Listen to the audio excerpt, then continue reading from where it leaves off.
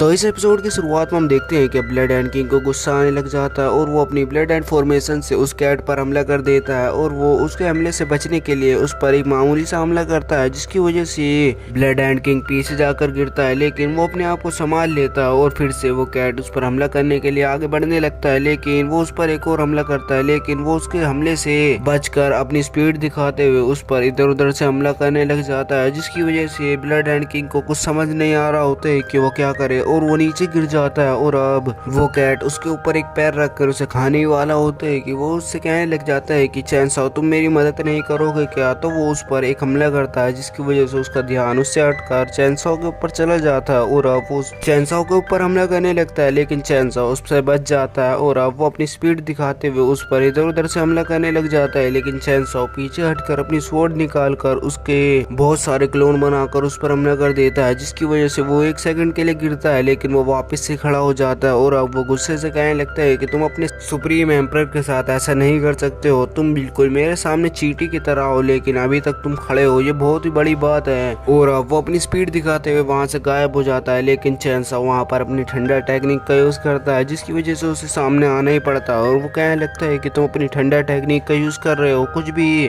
तुम्हारे एम्परर के सामने नहीं चलने वाला है, एम्परर सब चीजों के बारे में जानता है। और अब चैनसो उस पर एक हमला कर देता है, जिसकी वजह से वो नीचे जाकर गिरता है और अब चैनसो हंसते हुए उस पर अपनी स्पिरिचुअल बॉक्स को छोड़ देता है, जिसे डरकर वो उनको वहीं पर जला देता है और मार डालता है। और वो कहने लगता है कि तुम ऐसे कैसे हमले कर सकते हो, लेकिन ऐसा कुछ भी मेरे ऊपर काम नहीं करने वाला है। और चैनसो उतने में अपनी लोटस फायर टेक्निक को मना देता है और उसके ऊपर फेंक देता है, जिसे देखने के बाद वो कहने लगता है कि ये भी मेरे लिए कुछ भी नहीं है, तुम मुझे एक बेकार सी फायर टेक्निक से मारना चाहते हो, ऐसा कभी भी नहीं होगा। और वो उसे पैरों के नीचे दबाने की कोशिश करता है, लेकिन उसका पैर ही जलने लग जाता है और अब वो डर कर वहां से भागने की कोशिश करता है, लेकिन चैनसो उसके सामने आ जाता है और अपनी फायर को उसे दिखाने लग जाता है, जिसे डर कर वो कहने लगता है कि तुम मुझे इससे दूर रखना। और अब वो उस पर ही हमला कर देता है, जिसकी वजह से वो पूरी तरह से जलने लग जाता है और जमीन पर गिर जाता है। और अब चैनसो उसके पास बढ़ने लगता है, जिसको देखकर वो अपनी छोटी फॉर्म में आ जाता है और वो कहने लगता है कि तुम मुझे नहीं मारोगे तो मैं तुम्हें एक सीक्रेट बताऊंगा जो कि तुम्हारे बहुत काम का होगा। ये देखकर वो कहने लगते हैं कि मेरे लिए कोई भी तुम्हारा सीक्रेट कुछ भी काम का नहीं होगा। और अब ये देखकर वो कहने लगता है कि तुम्हारे अंदर एक सीड है जो कि गोल्डन कलर की है, वो तुम्हारी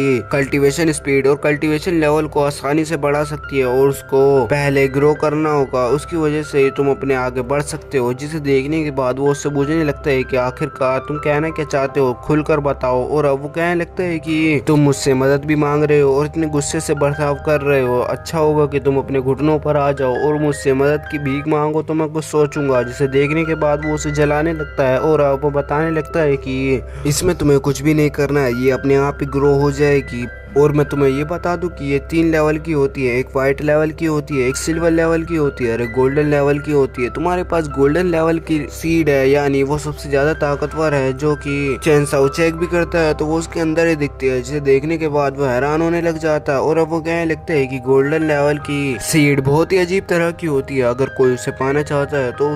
उसे पाने के लिए हजारों सालों का वेट करना पड़ता है, लेकिन तुम इंसानों के लिए बिल्कुल इम्पॉसिबल हो जाता है। और अब अगर ये तुम्हारे पास है और तुम इसको ग्रो कर लो तो तियानवु कॉन्टिनेंट में तुम्हारे सामने खड़ा होने वाला कोई भी नहीं होगा। और अब ये देखकर वो सोच में पड़ जाता है और अब वो उसके पास आता है और वो कहने लगता है कि तुम मुझे अब कुछ भेंट में दे सकते हो, जब भी मैं तुम्हें इसको कल्टीवेट कर कर अपग्रेड करना सिखा पाऊंगा। और अब ये देखकर वो वापस से अपने फायर से उसे जलाने लगता है और अब वो दूर हटकर कहने लगता है कि तुम मुझे जलाना मत, मैं बता रहा हूँ कि कैसे हो सकता है। और अब वो बताने लगता है कि तुम्हें इसके लिए बहुत ही कड़ी कल्टीवेशन करनी होगी और इस कल्टीवेशन में तुम अपनी सोल को अलग अलग बांटना होगा और इसकी वजह से तुम्हारी बॉडी भी बहुत ज्यादा पावरफुल हो जाएगी। और अब ये देखकर चैनसो कहने लगता है कि इसमें तो बहुत टाइम लगेगा और वैसे भी ये बहुत मुश्किल लग रही है, लेकिन अगर तुम्हें कोई और रास्ता भी पता है तो तुम मुझे वो बता सकते हो। और अब ये देखकर वो कहने लगता है कि इसका एक और रास्ता मुझे पता है, इसके लिए तुम्हें बहुत ज्यादा ताकतवर ट्रेजर को रिफाइन करना होगा, इससे तुम्हारी सीड ग्रो हो सकती है। और अब ये देखकर वो उसे छोड़कर आगे बढ़ने लगता है और उसे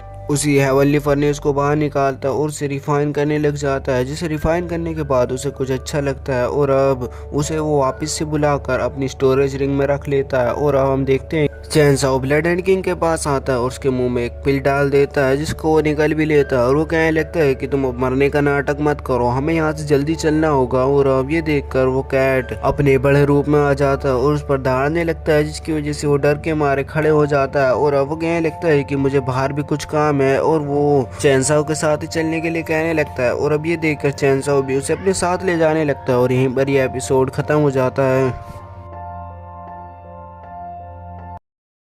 君の虜にな